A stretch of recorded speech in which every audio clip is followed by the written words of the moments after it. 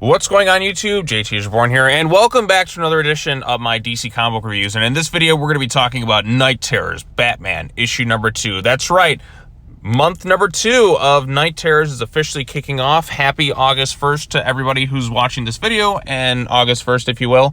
And yes, we are in officially the second month of Night Terrors.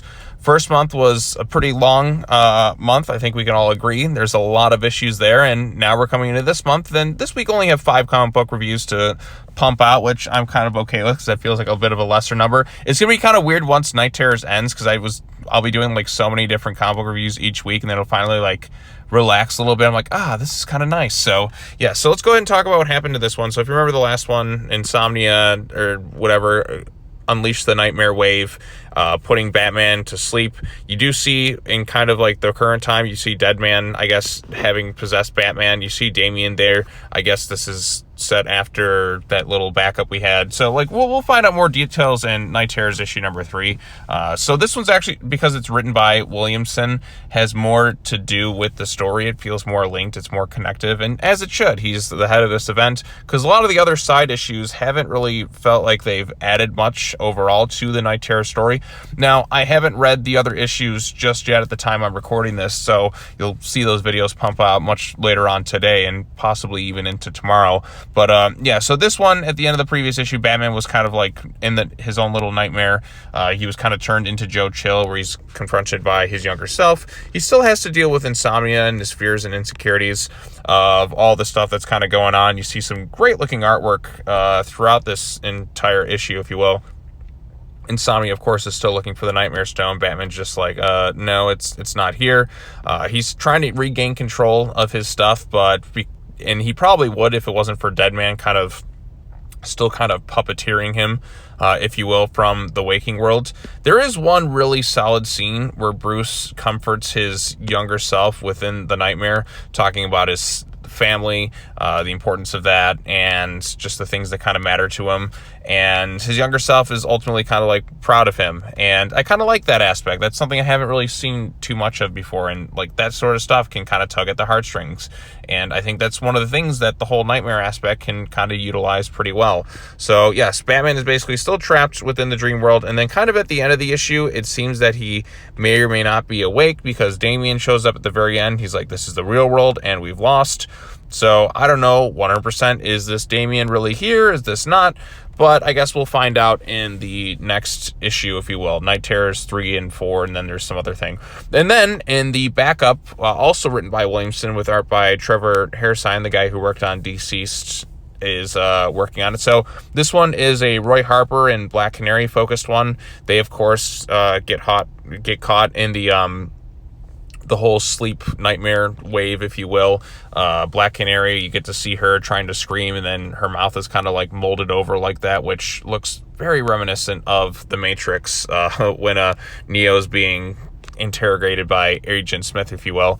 And then in terms of Roy's biggest fear, it's not like you see him constantly missing all his shots, but his real big fear is what he's missed with his daughter Leanne, now that she's kind of aged up, grown, and all that other stuff. So this is kind of set like around the time of, like, I guess Green Arrow 2 and 3, before that series went on a little bit of a hiatus, and him and Dinah were out looking for Leanne and trying to find Ollie and all that other stuff. He just wants his daughter back, and he's just a concerned father. So although now that his daughter is a lot older, that'll be kind of strange and interesting to see how they kind of play around with that. But yeah, so the issue basically just ends. Not really too much happens. It says find out in Night Terrors Night's End. I think that's the final issue of this entire event in a nutshell. So it's going to kind of culminate in that in its entirety. So yeah, so this issue itself, pretty good overall.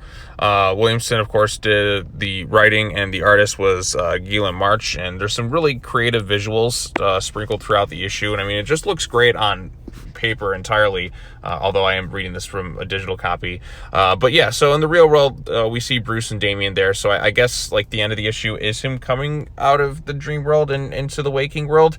I guess we'll have to just kind of wait and see what happens. I think Night Terrors number 3 comes out next week, and then some other issues come out after that. But all things considered, I thought this issue was pretty sufficient. I think the standout moment is between Bruce and his younger self. The backup is just kind of, it's fine, but it just, I mean, if it wasn't there, I wouldn't have really missed it. All things considered, there's not too much to talk about. It's like, okay, yeah, like I get it. Like, we've already kind of established that Roy's fear is just kind of like not being there for his daughter and just all the stuff he's missed. So, I mean, it just kind of goes to reiterate what's been going on in the Green Arrow book. So if you've read that, you get the picture. He's a father looking for his daughter, and he cares about her. So there you go.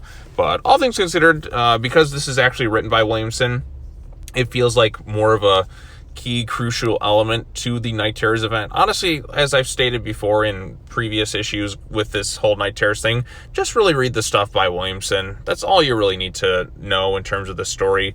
I have to kind of wait and see where the other backups go, and if they don't really have insomnia in them, so I'm going to start to wonder, like, what's the point of them?